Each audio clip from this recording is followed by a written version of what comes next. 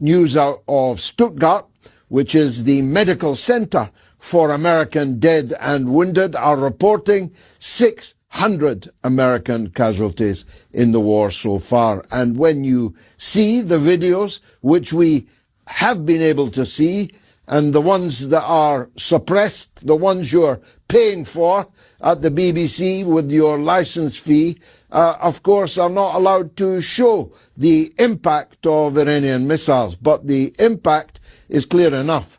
They are now landing without any kind of intercession. They are now hitting Israel at will. Destruction of thousands of buildings, some of them very important buildings indeed, like the Mossad headquarters, like the Air Force headquarters, like meetings where important officers and officials are gathering, like air raid shelters where the Israeli leadership take cover during bombing raids, have been confirmed hits and have caused massive destruction and casualty.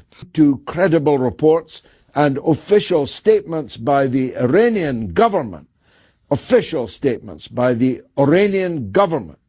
that 173 members, officers and men of the famed Delta Force are in their hands as captured prisoners of war, and others were killed. What apparently happened was that the United States attempted a military landing, which went disastrously wrong, was ambushed by a superior force of IRGC fighters who killed and took 173 people prisoner.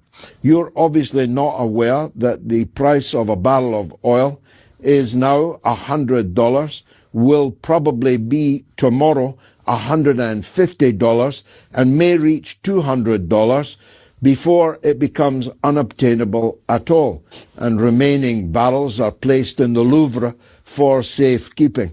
Oh wait. And the crash that is going to cause in Western economies was clearly not thought through either by the golfer on the range at Mar-a-Lago today. We are heading for economic catastrophe.